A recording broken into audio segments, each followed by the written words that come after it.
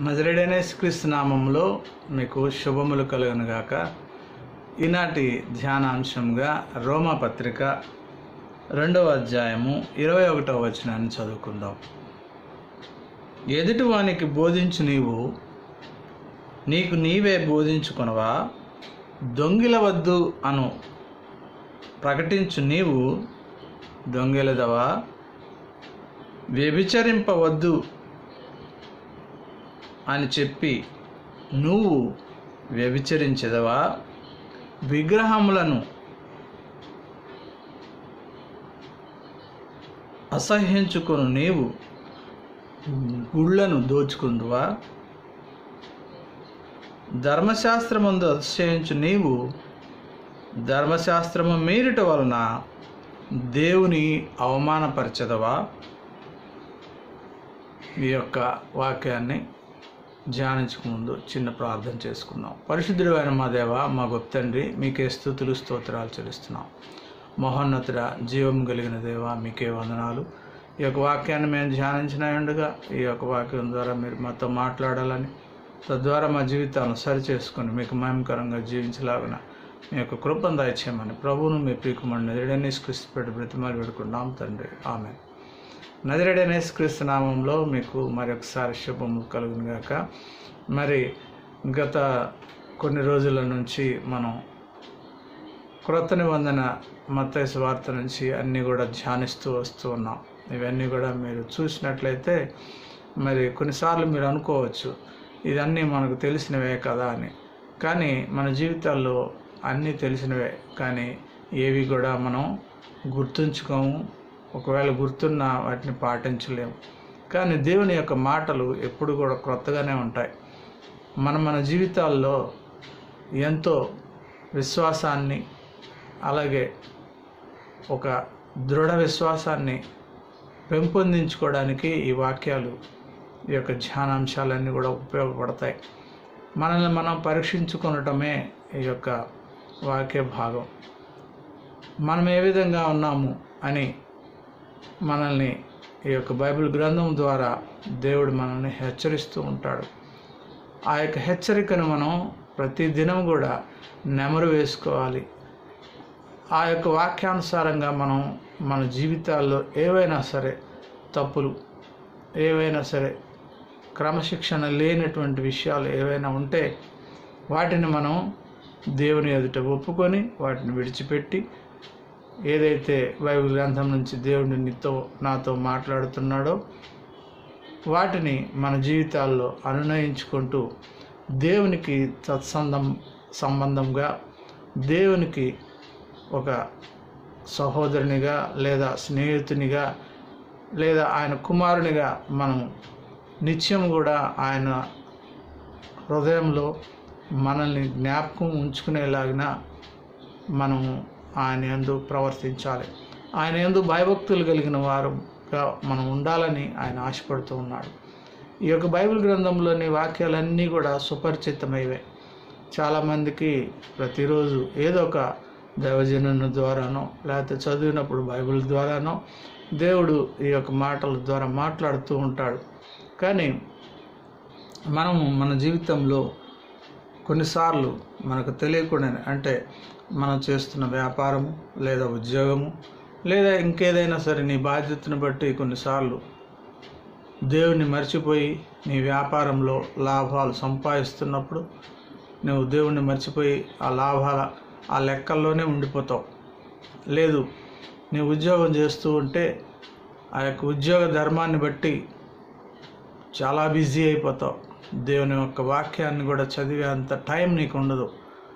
అదేవిధంగా నువ్వు ఒక స్త్రీ అయితే నీ ఇంటిలో ఉన్నటువంటి పనులను బట్టి నీ పిల్లలకు వంట చేయడం లేదా నీ భర్తకు వంట చేయడం, ఇల్లు శుభ్రపరచుకోవడం, ఈ యొక్క నీ దైనందిన జీవితంలో చాలా బిజీ అయిపోతావు. ఆ బిజీ అయినప్పుడు దేవుని వాక్యానికి దూరం అవుతావు, ప్రార్థనకు దూరం అవుతావు. అప్పుడు నీకు తెలియకుండానే కొన్ని నీ జీవితంలో చోటు చేసుకుంటూ ఉంటాయి. వాటి నుంచి విడుదల పొందాలంటే కేవలం దేవుని వాక్యం ద్వారానే నీ జీవితాన్ని నువ్వు సరిచేసుకోగలవు. అది ఉద్యోగమైనా లేదా వ్యాపారమైనా, ఈ లోకంలో ప్రతి వ్యక్తి కూడా ఆశాజీవిగా ఉన్నాడు. ఆశపడడం అనేది మంచిది కాదని నేను చెప్పట్లేదు, కానీ దేవునికి కూడా తగిన ప్రాధాన్యత మనం ఇవ్వకపోతే దేవునికి దూరం అయిపోతాం. ఎప్పుడైతే దేవునికి దూరం అవుతామో దుష్టుడు నీకు దగ్గర అవుతాడు. వాడు దగ్గర అయితే ఏమవుతుందో మనందరికి కూడా తెలుసు. మన జీవితాలు సర్వనాశనం అయిపోతాయి. మనల్ని నరకానికి దగ్గరగా, లేదా మన జీవితాల్లో ఈలోకి సంబంధించిన రోగాలకు, లేదా అనేక రకమైనటువంటి ఆపదలకు, కష్టాలకు వాడు మనల్ని దగ్గరికి చేరుస్తాడు. కాబట్టి మన జీవితంలో దేవుడు అనేది చాలా ప్రాముఖ్యమైనది. దేవుడు లేకపోతే మనం ఈ లోకంలో జీవించడం చాలా కష్టం. ఏదో యాదృచ్ఛికంగా మనం జీవిస్తూ ఉంటాం, కానీ దేవుని యొక్క కృప, దేవుని యొక్క సన్నిధి మనలో లేకపోతే, ఆయన మనల్ని కనుక విడిచిపెడితే మన జీవితాలు దుర్భరం అవుతాయి, మన కుటుంబాలు విచ్ఛిన్నం అవుతాయి. కాబట్టి నువ్వు ఎంత స్త్రీవైతే, నీ ఇంట్లో ఎన్ని పనులున్నా, నువ్వు పురుషుడు అయితే, నువ్వు ఎంత పెద్ద వ్యాపారవేత్తవైనా, లేదా నీవేదైనా ఉద్యోగస్తుడు అయితే, నీ యొక్క అధికారాన్ని బట్టి నీకు సమయం లేనంత పరిస్థితి నీకున్నా, దేవుడు మనకి ఒక చిన్న అవకాశాన్ని ఇచ్చాడు. ఏ దేవుళ్ళు దేవతలు అనబడినటువంటి వారికి లేని గొప్ప కృపను మనకిచ్చాడు. అదేంటంటే, నీవు ఏ సందర్భంలో ఉన్నా, ఎటువంటి బిజీగా ఉన్నా, ఎక్కడున్నా, ప్రయాణంలో ఉన్నా, లేదా నువ్వు బాత్రూంలో ఉన్నా, ఎక్కడున్నా సరే నీ దేవుడిని నువ్వు ఆత్మతోనూ సత్యంతోనూ ప్రార్థించడానికి నీకు ఒక కృప దేవుడు మనకు దయచేశాడు.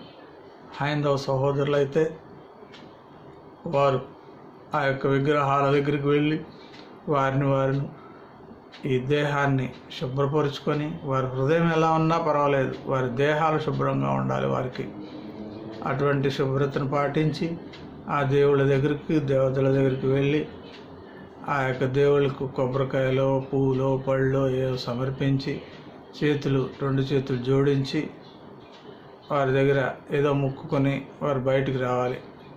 అప్పుడే వారికి ఆ యొక్క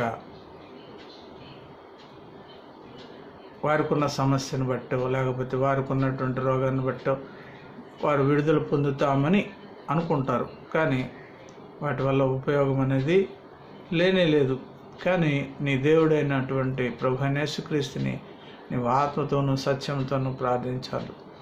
అలాగని చెప్పి నీకు అవకాశం ఉన్నప్పుడు కూడా నువ్వు ఇంట్లో ఉండేసి చర్చికి, మందిరానికి వెళ్ళకుండా చెప్పారు కదా అని ఇంట్లోనే కొంతమంది మూర్ఖంగా ఇంట్లోనే దేవుని ప్రార్థించుకొని, పడుకొని ప్రార్థించి ఈ విధంగా చాలామంది చేస్తూ ఉంటారు.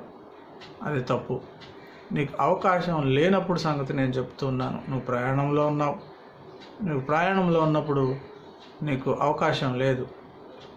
ఆ టైంలో నువ్వు ప్రార్థించుకోవచ్చు. నీకు అవకాశం ఉంది. నువ్వు కళ్ళు మూసుకొని దేవునికి ప్రార్థన చేస్తే మౌనంగా నీ ప్రక్కన వాడే కానీ నీ చుట్టుపక్కల వాళ్ళతో ఏ ఇబ్బంది ఉండదు. ఆ విధంగా చేయాలి. అంతేగాని నాకు సమయం లేదు కదా అని దేవుణ్ణి విస్మరించకూడదు.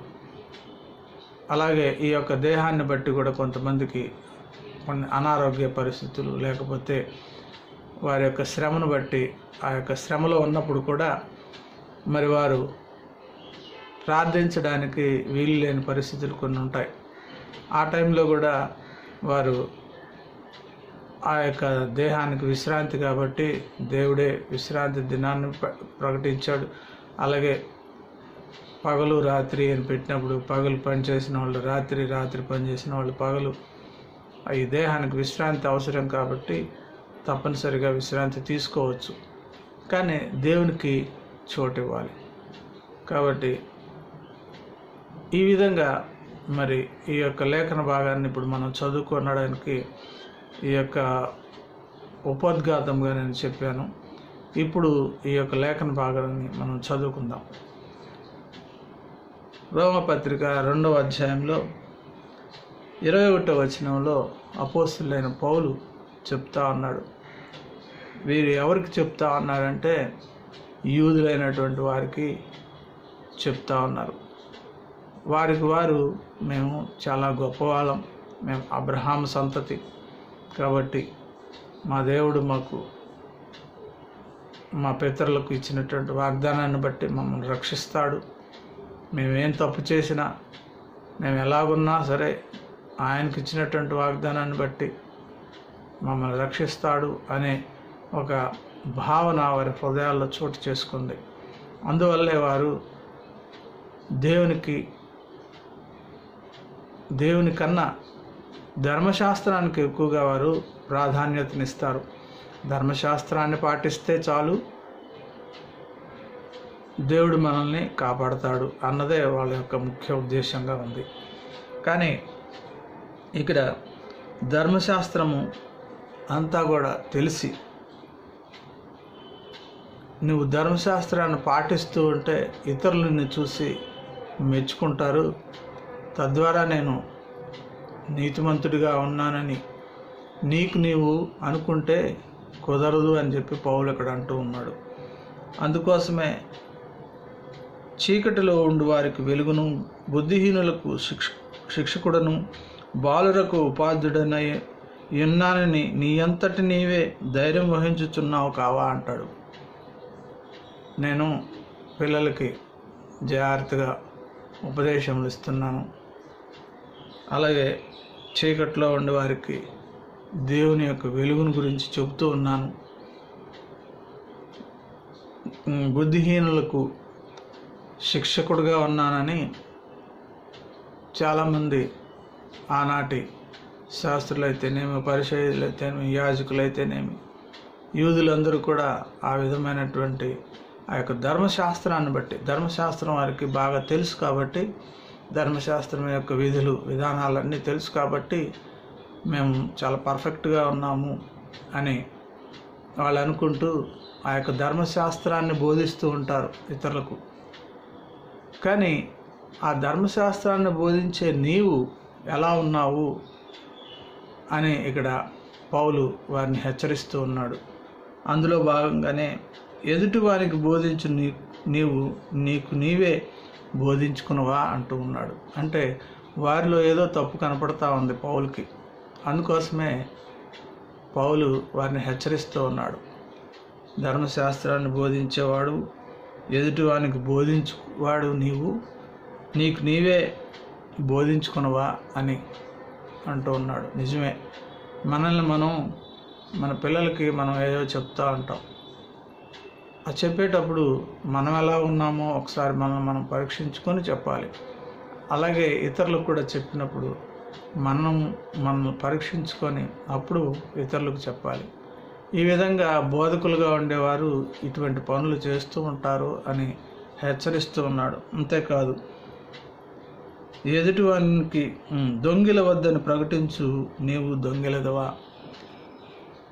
దొంగిలించడం తప్పు అని ధర్మశాస్త్రం చెప్తూ ఉందని ఇతరులకు బోధిస్తూ నీవే దొంగతనం చేస్తే మరి నీకు ఎటువంటి శిక్ష పడుతుందో కదా. కాబట్టి నిన్ను నీవు క్వశ్చన్ చేసుకోవా అని చెప్పేసి అడుగుతూ ఉన్నావు. వ్యభిచరించవద్దని చెప్పు, నీవు వ్యభిచరించేదవా? వ్యభిచరించకూడదు అని ధర్మశాస్త్రం చెప్తుంది అని చెప్పేవాడివి నీవే ఇతరులతో, స్త్రీలతో వ్యభిచారం చేస్తూ లేదా ఇతర విగ్రహాలకు నువ్వు దేవుళ్ళుగా భావిస్తూ, లేదా నీకు కొన్ని విగ్రహాలు ఉంటాయి, అది కేవలం విగ్రహం అంటే ఒక రాతితో ఒక చెక్కతో తయారు చేసినటువంటిది కాదు. నీ జీవితంలో నీ భాషే నీకు విగ్రహం. ఆయన ఏది చెప్తేది తప్పకుండా చేస్తావు, ఎందుకంటే నీకు ప్రమోషన్ వస్తుంది కాబట్టి. అవి ఏది చెప్పినా నువ్వు చేసేస్తావు. అలాగే నీ భార్య నీకు విగ్రహం. భార్యకి భయపడి ఏ పని చేస్తే అది కూడా విగ్రహ ఆరాధనే. భర్తకి భయపడి నువ్వు దేవుని విస్మరిస్తే అది కూడా నీకు విగ్రహమే. అలాగా ప్రతి విషయంలో కూడా కొన్ని విగ్రహాలుగా ఉంటాయి. విగ్రహం అంటే కేవలం ఒక బొమ్మ, ఒక రాయో, ఒక చెక్కతో తయారు చేసిన బొమ్మలే కాదు. నీ జీవితంలో దేవుని కన్నా ఎక్కువ ఏదైతే ప్రాధాన్యత ఇస్తావో అదే నీ విగ్రహం. ఇతరులు మెచ్చుకోవాలని చెప్పి ఎన్నో రకాలైనటువంటి కార్యాలు చేస్తూ తద్వారా ఇతరుల ద్వారా మెప్పును పొందుకోవాలి అని చెప్పి నువ్వు చేస్తూ ఉంటే అది నీ జీవితంలో విగ్రహమే కానీ దేవునికి ఇష్టమైనది కాదు. దేవుడు చెప్పాడు, నీకు ఆహారం లేనివాడు ఎవడైనా ఆకలిగా ఉన్నవాడు ఎవడైనా కనపడితే వాడికి ఆహారం ఇమ్మన్నాడు. బట్టలు లేనివాడు ఎవడైనా ఉంటే నీకు 2 ఉంటే 1 ఇమ్మన్నాడు. ఇవన్నీ కూడా ఇమ్మన్నాడు. కానీ దాన్నే నీ విగ్రహంగా చేసుకొని దేవుణ్ణి విస్మరించి నీ చుట్టూ ఉన్నటువంటి ప్రజలు నిన్ను మెచ్చుకునేలాగా నువ్వేదో వారి మెప్పు కోసం నువ్వు అటువంటి నీతి క్రియలు చేయడం వల్ల దేవుని యొక్క ఆశీర్వాదం కానీ దేవుని యొక్క మెప్పు కానీ నీకు రాదు. ఈ లోక సంబంధమైనటువంటి మెప్పులు ఎన్నో వస్తాయి, తద్వారా నీకు ఒరిగేది ఏం లేదు. అదే చెప్తా ఉన్నాడు. కాబట్టి విగ్రహములను అసహ్యించుకును నీవు గుళ్ళను దోచెదవా? విగ్రహాలని అసహ్యించుకునే నీవు గుళ్ళను దోచెదవా అంటూ ఉన్నాడు. నిజమే కదా. ఈ రోజున విగ్రహాలను మొక్కకూడదు అని చెప్పి అసహ్యించుకుని అబ్బాయి అది మంచిది కాదు, ఇది మంచిది కాదని నువ్వు చెబుతూ నీవే ఆ పని చేస్తే మరి వాటినన్నిటిని దోచుకుంటే మరి అది నీకు వర్తించదా అని కూడా అంటూ ఉన్నాడు. అంతేకాదు, ధర్మశాస్త్రం ముందు అతిశయించి నీవు ధర్మశాస్త్రం మేలుట వలన దేవుని అవమానపరచెదవా అని కూడా అంటూ ఉన్నాడు. ధర్మశాస్త్రం గురించి అంతగా తెలిసినవాడు, అంతగా ఎలా ఉండాలి, ఏ విధంగా ఉపవాసం ఉండాలి, ఏ విధంగా నువ్వు దేవుని ప్రార్థించాలి, ఏ విధంగా నువ్వు దేవునికి కానుకలు ఇవ్వాలి, ఏ విధంగా నీవు దేవుని యందు భయభక్తులు కలిగి ఉండాలని చెబుతూ ధర్మశాస్త్రాన్ని అంతా కూడా చెబుతూ నీవు దాన్ని అభ్యసించకపోతే అది నిన్ను బట్టి దేవునికి అవమానం కాదా అని ప్రశ్నిస్తూ ఉన్నాడు. అంతేకాదు, ఈ విధంగా చేయడం వల్ల మిమ్మును బట్టే కదా దేవుని యొక్క నామం అన్ని జనుల మధ్యను దూషింపబడుచున్నది అని చెప్తా అన్నాడు. నిజమే కదా. ఈ రోజున ఎంతోమంది దైవజనులు వారు చేస్తున్నటువంటి పనులను బట్టి ఈ రోజున దైవజనులే విమర్శించుకుంటూ ఉన్నారు. అలాగే విశ్వాసులు సైతం దైవజనులు విమర్శిస్తూ ఉన్నారు. ఇవన్నీ చేయడం ద్వారా అన్యజనులు చూసి నవ్వుకుంటున్నారు. తద్వారా దేవుడు అవమానపరచబడుతూ ఉన్నాడు. కాబట్టి ఈ రోజుల్లో యూట్యూబ్ అనేది ఒక ప్లాట్ఫామ్ బాగా దొరికింది. దాని ద్వారా దేవుని వాక్యాన్ని బోధించాల్సింది పోనిచ్చి ఆ దైవజనుడు ఎలా చేశాడు, ఈ దైవజనుడు ఎలా చేశాడని మాట్లాడుకుంటూ టైంపాస్ చేస్తూ దేవుని యొక్క నామాన్ని అవమానపరుస్తూ ఉన్నాడు. నువ్వు చెప్పుడు ద్వారానే అన్ని జనులకు ఆ దైవజనుడు ఏం చేస్తున్నాడు అన్నది తెలుస్తుంది. కానీ నీకున్నటువంటి ఈర్ష్య, నీకున్నటువంటి ఆ యొక్క స్వభావంతో ఇతర దైవజనులను విమర్శించినప్పుడు అన్యజనులు అది చూసి నవ్వుకుంటూ ఉన్నారు. ఆ నవ్వు దేవునికి అవమానకరంగా మారుతూ ఉంది. అదే ఇక్కడ పౌలు చెప్తా ఉన్నాడు. కాబట్టి నువ్వు ఆ యొక్క యూదులకు చెప్తా ఉన్నాడు, నువ్వు సున్నతి పొందినందువల్ల ధర్మశాస్త్రానికి లోబడినట్లు కాదు, ధర్మశాస్త్ర క్రియలు నువ్వు గనుక పాటించకపోతే ఆ సున్నతి నీకు వ్యర్థమే. ఈ బాహ్యమైనటువంటి సున్నతి ద్వారా నువ్వు యూదునివి, ధర్మశాస్త్రానికి లోబడిన వాడవని నీకు నువ్వు అనుకుంటే కాదు. నీ యొక్క స్వభావం ఎలా ఉన్నాయి, నీ క్రియలు ఎలా ఉన్నాయి అని విమర్శిస్తున్నాడు. అదేవిధంగా మనల్ని కూడా మనం ఈ యొక్క వాక్యం ద్వారా పరీక్షించుకుంటే నువ్వు క్రైస్తవుడిగా మారి బాప్తిసం పొందుకున్నందువల్ల ఉపయోగం లేదు. కానీ నీ యొక్క బాప్తిసము, నీ యొక్క రక్షణ క్రియారూపంగా ఎలా ఉన్నది అని కూడా మనం పరీక్షించుకోవాలి. బోధించుతున్నటువంటి మనల్ని మనం పరీక్షించుకొని ఇతరులకు బోధించాల్సినటువంటి అవసరం ఎంతైనా ఉందని పౌలు చెప్తా ఉన్నాడు. కాబట్టి ఆనాటి యూదులకు సున్నతి ద్వారా ధర్మశాస్త్రాన్ని మేము ఖచ్చితంగా పాటిస్తున్నాము అని వారికి వారు గొప్పగా భావించే వారికి పౌలు ఆ విధంగా చెప్పాడు. దాన్నే మనం కూడా మన వైపుగా మళ్ళించుకుంటే క్రైస్తవులుగా మారి బాప్తిసం అనే సున్నతిని మనం తీసుకున్నంత మాత్రాన దేవునికి మహిమకరంగా లేము. కానీ బాప్తిసం తీసుకున్న తర్వాత దేవుని యొక్క ప్రేమ, దయ, కనికరం ఇతరుల ఎడల మనం ఏ విధంగా ప్రవర్తిస్తున్నాం అన్నదే ముఖ్యం. దాని ద్వారా నీవు దేవునికి ఎంత మహిమకరంగా ఉన్నావు అన్నదే ముఖ్యం. కాబట్టి దాన్నే దేవుడు చూస్తూ ఉన్నాడు. వారు సున్నతిని బట్టి, వారికి ఉన్నటువంటి ధర్మశాస్త్రాన్ని బట్టి మేము నీతిమంతులమని వారు పరిగణించుకుంటున్నారు. ఈరోజు నా క్రైస్తవులుగా ఉన్నటువంటి మనం మన జీవితాల్లో మనం ఎలాగున్నాం? పాస్టర్ల మాటలే వింటూ కాలక్షేపం చేస్తూ పుస్తకాలు రాస్తూ ఉంటారు. కొంతమంది ప్రతిరోజు పుస్తకాలు రాసేస్తారు. కానీ ఏ రోజు వాటిని తిరిగి వెనక్కి చదువుకున్నటువంటి దాఖలాలు కనపడవు. ఎందుకు రాసుకుంటారో వారికే తెలియదు. ఒక పుస్తకాలు నింపేస్తారు. ఆ దైవజనులు కూడా రాసుకోండి అని చెప్తూ ఉంటారు. రాసుకోవాల్సింది పుస్తకాల మీద కాదు, హృదయాల మీద, హృదయం అనే నీ పలక మీద రాసుకోవాలి. అప్పుడు నీకు గుర్తుంటాయి. తద్వారా నీవు ఎన్ని బోధలు విని నువ్వు పుస్తకాలు రాసుకున్నా నీ క్రియ బాగలేకపోతే, ఇతరుల యొక్క ప్రేమ లేకపోతే అది వ్యర్థమే అవుతుంది. కాబట్టి అదే ఇక్కడ పౌలు ఆ యొక్క రోమా సంఘానికి పత్రిక రాసినప్పుడు ఇవన్నీ చెప్తా ఉన్నాడు.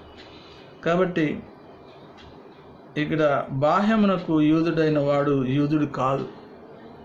దాన్ని మనం సవరించుకుంటే క్రైస్తవులుగా ఉన్నటువంటి నీవు క్రైస్తవుడు కాదు, బాహ్యమునకు యూదుడైన వాడు. బాహ్యమైన యూదుడైన వాడంటే వాడు సున్నతి చేసుకుంటాడు, ధర్మశాస్త్రాన్ని పాటిస్తున్నానని అనుకుంటూ ఉంటాడు.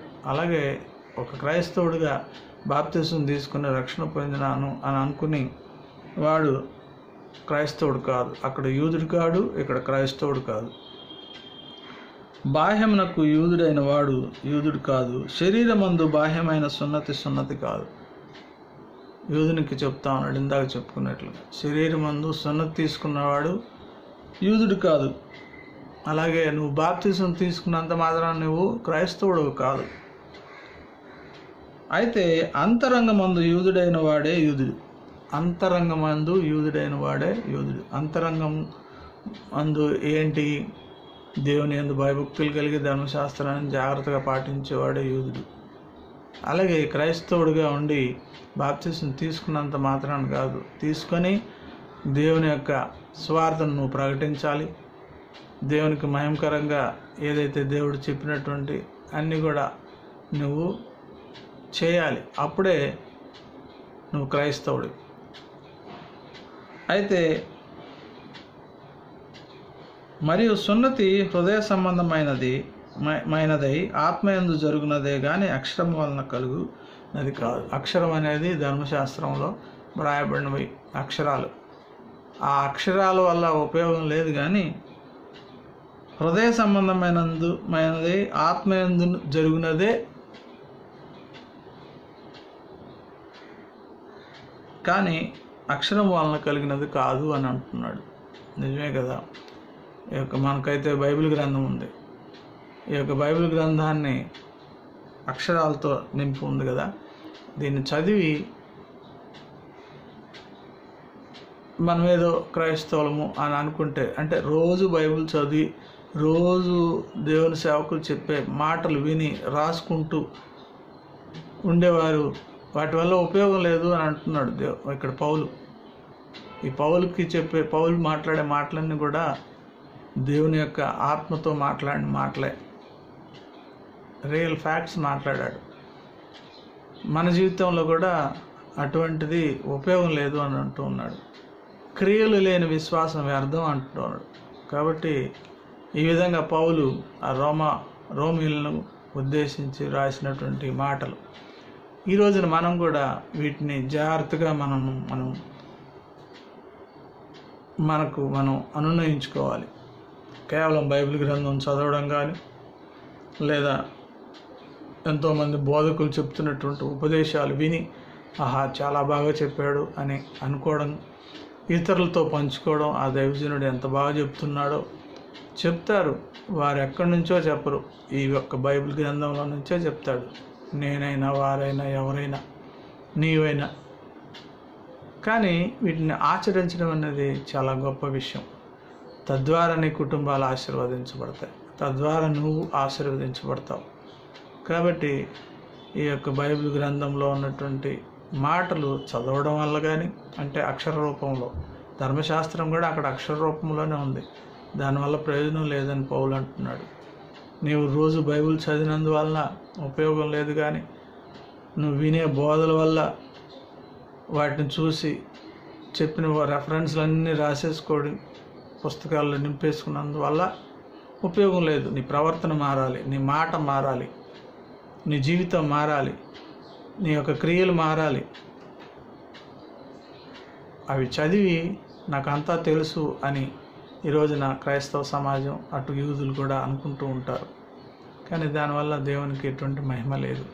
నువ్వు చేసే క్రియలు అన్యజనులు ఎదుట నువ్వు దేవుని అవమానపరచకుండా ఉండాలి.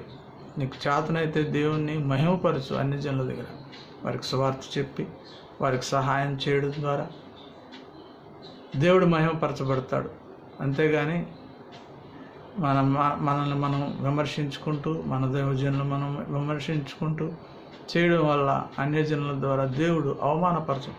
ఎక్కువ శాతం ఈ రోజున అన్యజనుల ద్వారా దేవుడు అవమానపరచబడుతూ ఉన్నాడు. వీరు చేసే పనులు రకరకాలు, ఒక్కొక్కళ్ళు ఒక్కొక్క రకంగా మాట్లాడుతూ, అవన్నీ జరగకపోతే వీళ్ళు ప్రవచనాలు చెప్తూ ఉంటారు చాలామంది దైవజనులు. అవి నెరవేరకపోతే అన్యజనులు ఇదిగో పలానా రోజు ఆయన చెప్పాడు, ఏది మీ దేవుడు గొప్ప అంటారు అని చెప్పి ఈ విధంగా దేవుడిని అవమానపరుస్తూ ఉన్నారు అన్యజనులు. ఇవి ఎందుకు చేస్తున్నారు అంటే ఇతరులు వారిని మెచ్చుకోవడానికి. చాలామంది దైవజనులు ఈ మధ్యకాలంలో అలాగే తయారయ్యారు. ప్రవచనాలు చెప్తూనే ఉన్నారు, కరోనా పోతుంది, దేవుడు తీసేశాడు, తొక్కేశాడు అని ఒక ఆయన, రాబోయే సంవత్సరంలో ఇంకా కరోనా ఉండదు, దేవుడు దీవించబోతున్నాడని ఒక ఆయన, లేదా ఈ కరోనాలో ఇన్ని సిలిండర్లు, ఇంతమందికి భోజనాలు, లక్షల మందికి భోజనాలు, లేకపోతే మందులు ఇచ్చాం అని చెప్పేసి ఈ గొప్పలే ఇవే మిగులుతూ ఉన్నాయి. దేవునికి మహిమకరంగా వారు మేము ఇది చేస్తూ ఉన్నాం అని చెప్తూ ఉన్నారు, కానీ నిజంగా దేవునికి మహిమకరంగా చేస్తూ ఉన్నారా?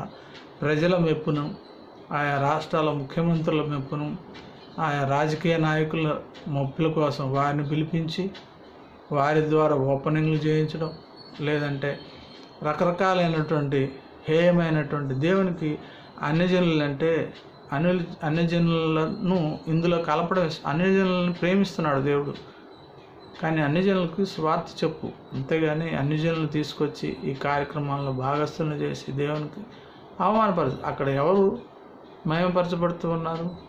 వచ్చినటువంటి ఆ యొక్క రాజకీయ నాయకులు, మంత్రులైతేనేమి, ఎవరైతేనేమి, వారు అక్కడ నాకు ఈ యొక్క పెద్ద మంత్రి తెలుసు, ముఖ్యమంత్రి తెలుసు అని, లేకపోతే పలానా ఎమ్మెల్యేలు వీళ్ళందరూ నాకు తెలుసు అని నీకు నువ్వు ప్రజల దగ్గర గొప్పగా ఉండడానికి నువ్వు అటువంటి పనులు చేస్తున్నావు. అందుకోసమే దేవుడు అక్కడ మహిమపరచబడట్లా. అందుకోసమే పౌలు ఇక్కడ చెప్తున్నాడు ఇవన్నీ. ఎప్పుడో 2000 సంవత్సరాల క్రిందట క్రీస్తు జన్మించింది, ఆయన చనిపోయిన తర్వాత అపోస్తలుడైన పౌలుని పట్టుకున్న తర్వాత అప్పుడు రాశాడైన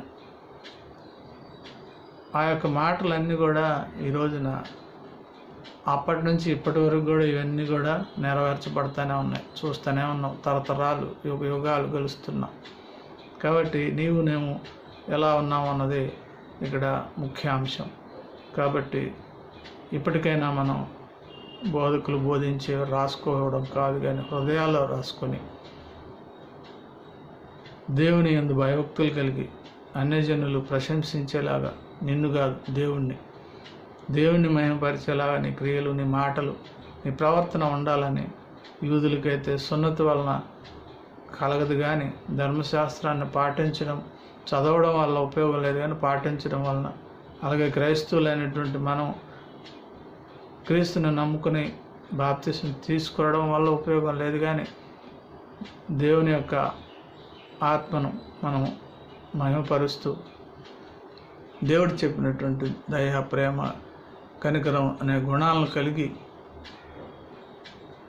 ఎంతోమందిని రక్షణలోనికి నడిపించడం ద్వారానే దేవుడు మహిమపరచబడతాడు. కాబట్టి ఈ వాక్యం ద్వారా మనం ఈ యొక్క గుణాలను నేర్చుకున్నాం. కాబట్టి వీటిని మనం బహు జాగ్రత్తగా దేవునికి మహిమకరంగా జీవించాలని తెలియజేస్తూ ఈ యొక్క వాక్యాన్ని ముగించుకొని ప్రార్థించుకుందాం. పరిశుద్ధుడైన మా దేవ, మీకే స్తుతులు, స్తోత్రాలు. బాప్తిసం వలన కాదు కానీ, సున్నతి వలన కాదు కానీ, మీకు మహిమకరంగా, మీకు లోబడి మీ యొక్క మార్గాన్ని, మీ యొక్క క్రియలను మేము చేసి మీకు మహిమకరంగా జీవించలాగా అన్యజనుల్లో మీ నామాన్ని అవమానపరచకుండా మహిమపరచగలిగితే చాలు ప్రభు. అట్టి విధంగా మమ్మల్ని దీవించాలని, ఈ యొక్క కరోనాలో ఎంతమంది అయితే బాధపడుతున్నారో వారందరినీ ముట్టి స్వస్థపరచండి.